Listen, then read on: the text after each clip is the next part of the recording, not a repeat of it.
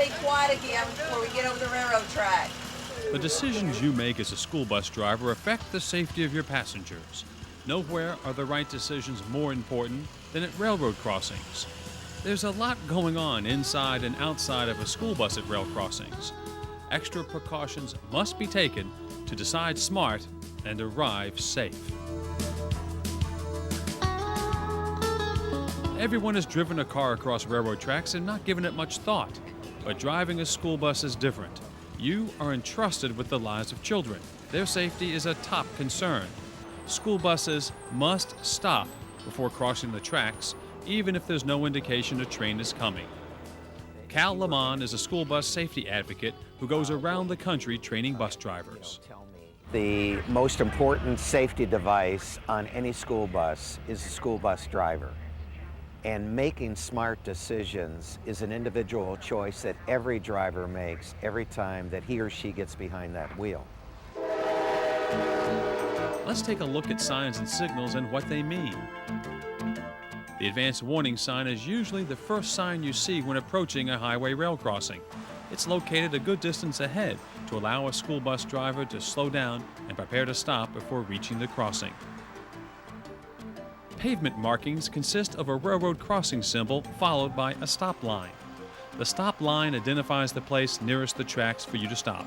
If there is no stop line, you are required to stop no closer than 15 feet and no farther than 50 feet from the nearest track. A crossbuck sign marks all highway rail grade crossings. It means yield for most vehicles, but for school buses, it means stop. In addition to a crossbuck, a stop or yield sign may also be included. No matter what the other signage is displayed, when a school bus approaches a crossbuck, stop.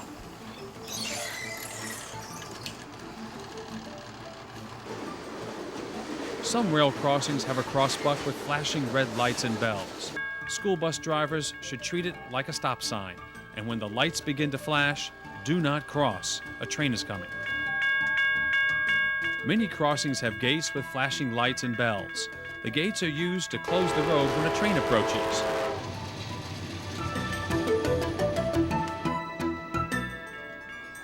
You must not go until the gates are completely raised and the lights go off. If there is more than one track, a sign below the crossbuck will tell you the number. Make sure all tracks are clear before crossing.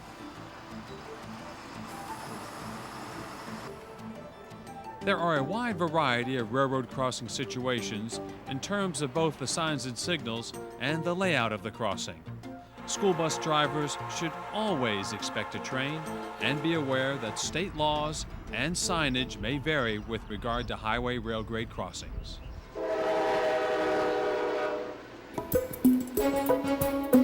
It may take longer and be inconvenient, but finding an alternate route that avoids railroad tracks is the safest way to go. And just because you don't have any railroad crossings in your district doesn't mean you won't ever cross them.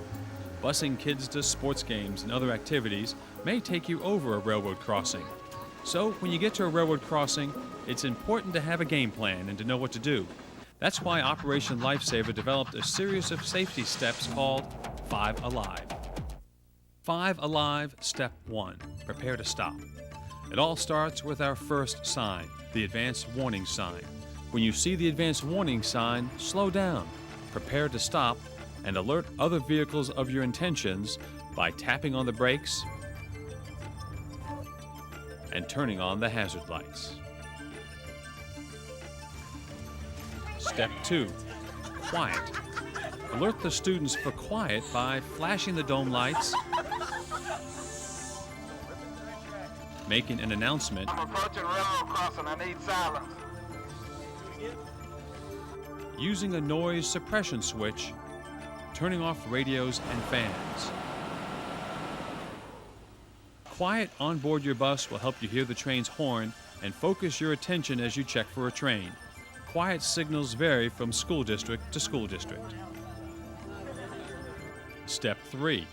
Stop, open window and door. Stop between 15 to 50 feet from the tracks or at the stop line. Open the window. and door, and look both ways down the tracks. Avoid obstructed views, poles, mirrors, window posts, by leaning forward or backward in your seat. Step 4, double take. Do a double take by looking quickly again in both directions before crossing the tracks. And step 5 of the 5 Alive drill, go. If no train is in sight, cross the tracks. If you're driving a manual transmission, do not shift gears and risk stalling on the tracks. If you see a train coming from either direction, do not cross. You cannot accurately judge a train's speed or distance. An optical illusion may make the train seem farther away and slower moving than it actually is. This train appears to be creeping along, and suddenly it's at the crossing. Don't take a chance. Wait. Obstructed views can prevent drivers from seeing down the tracks at stop lines. Sometimes it's a matter of inching up past a pole or tree. Let's see what this school bus instructor recommends to her new driver. And this is where you have obstruction and you will need to rock and roll. Listen and proceed. If you can't see safely down the tracks in both directions, talk to your supervisor. Contact railroad or highway authorities and ask them to remove the obstruction. Beware of getting too close to the tracks or a train may clip you. Trains overhang by at least 3 feet on each side of the tracks. Leave plenty of room for a train's overhang. When the 5 Alive steps aren't followed, disaster can strike. Buffalo, Montana, 1998. The school bus driver had completed most of the 5 Alive steps and was about to cross when a student asked the driver a question about some music. The distracted driver answered the student, then crossed without looking down the tracks a second time. A train struck the school bus, killing 2 brothers. In that particular situation, that driver was interrupted by a child and did attend to the child. It had to do with a cassette player. But the problem was that the driver did not go back and scan all of the stimuli that he had to look at that moment.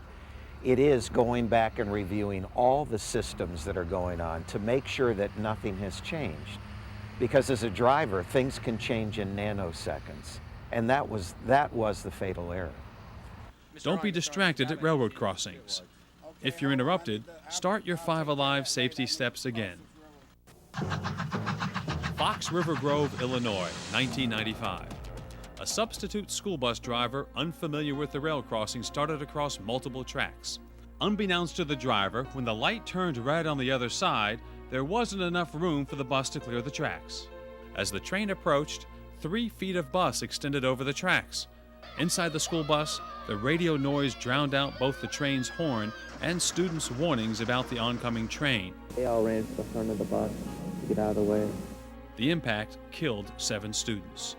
All of that would not have happened if this particular driver had been able to spend some time figuring out, do I have enough room to move this 40-foot bus so that it's going to clear the tracks? Many errors were made at Fox River Grove. When traffic lights and railroad crossings are in close proximity, there's always the potential that traffic may back up, not leaving enough room for a school bus to fit on the other side. Don't cross the tracks unless there is plenty of room on the other side. This space is called containment or storage. Take into account a train's 3 feet overhang from the tracks and your bus's length.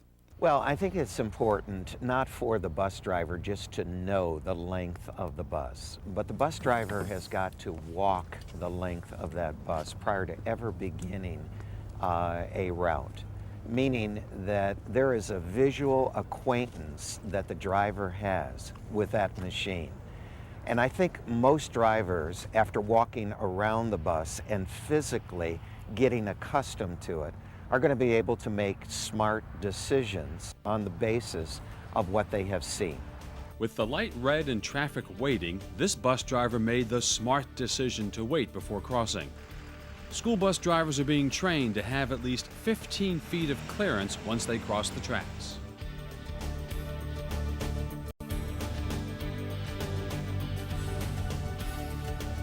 How would you avoid the mistakes at Fox River Grove? Run your route before carrying students across it. Review containment areas to determine when you can cross safely. Eliminate excess noise at the crossing to hear the train. If you have a containment area on your route that will not safely hold your bus, ask to adjust your route. And finally, contact your supervisor on how to deal with it. Conasauga, Tennessee, 2000. A school bus driver from Murray County, Georgia, failed to stop at a crossbuck after turning the bus around in a parking lot on the Georgia-Tennessee line. Here's how a local newscast described it. The impact of the collision ripped the school bus off of its chassis, dragging it down the tracks, throwing the driver and some of the 7 children out, sounding to nearby residents like an exploding bomb. I helped pull a small girl, I believe it was a blonde-headed girl from the bus that had massive head injuries. 3 children were killed. The driver's daughter, also a passenger on the bus, was severely injured. An onboard camera caught the driver failing to stop. The driver had been ignoring the crossbuck for some time since a train was never running. When a bus driver believes that he or she has got this route down, and I know that there are not going to be any trains, that's the time that the driver is setting himself, herself up for disaster. You always go into a crossing assuming that there will be a train and take the necessary steps. Savannah, Georgia, 2005. 4 children were put in harm's way by their school bus driver. Bells were ringing, warning lights flashing, and the gates were down when the unthinkable happened. With the train approaching, the bus driver had 4 kids get off the bus to lift the crossing arm so the bus could proceed. A mother saw the whole thing. The conductor is screaming out the windows at the children to get out of the way. With the train bearing down, the kids crossed over the tracks in front of the train to get back on the bus. They could have died. The train was so close. The school bus driver was immediately fired. Right before that, another bus came through and was doing the zigzag through it to get through those lights. Gates are blocking an intersection for a reason. A train is coming. Never lift the crossing arms. Never go around a gate. Contact the police or bus dispatcher if you feel there's a problem.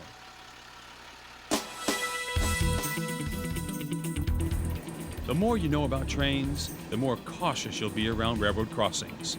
Here's a few train facts. It can take a mile or more to stop a train given its weight and size. Trains don't have steering wheels. They can't swerve. Trains are much bigger and heavier than buses.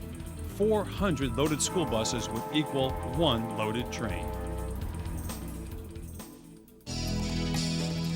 You have your route all copied for you, and we need to go over this route. Before heading off with a loaded bus of kids, know your route. Know where the railroad crossings are. Drive your route and copy down the emergency notification number and the U.S. Department of Transportation identification numbers at your crossings. The posted numbers can take various shapes and sizes. Keep these phone numbers with you on the bus. Also give a copy to your dispatcher.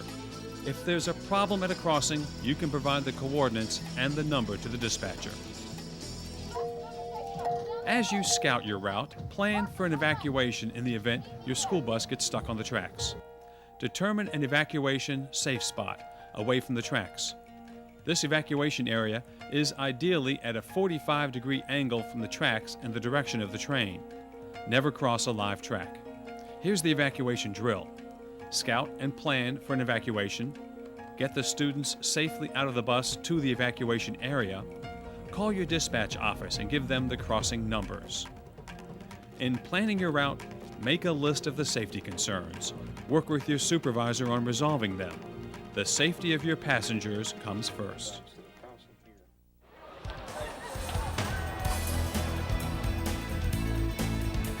Each day, millions of kids ride school buses. Many of these buses cross railroad tracks, and each time they do, drivers go through the 5 Alive safety steps. 1. When you see the advance warning sign, prepare to stop. Tap the brakes, turn on hazard lights, slow down. 2. Alert the students for quiet. 3. Stop 15 to 50 feet from tracks. Open the window and door and look both ways. If there are obstructions, try to navigate past them. 4. Do a double take. Quickly look both ways again. And 5. If no train is in sight, cross the tracks. A school bus driver has to continually say to himself, herself, hey, look, I've got one job to do right now. I've got the rest of my life. You know, I'm going to be going home. I'm going to have a cup of coffee. I'm going to pick up my laundry, all the rest of that. But right now, I've got one thing to do. And that one thing that I have to do has implications not just for me. It's not just employment. It is protecting the lives of kids who have to have a future because I remain focused.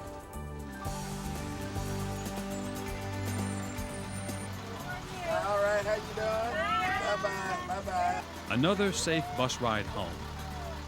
Over the course of a year, 4 billion safe miles are driven by school bus drivers like Have you. a good weekend now. Your passengers arrive safely because of your smart decisions at railroad crossings. What's the best thing that any of us could have said about our lives at the end of our lives? And that is that we gave somebody else a chance to live, somebody else a chance to experience his or her potential. And that's what driving a bus is all about. It's not a yellow door. It's a yellow door to a child's future. Decide smart, arrive safe.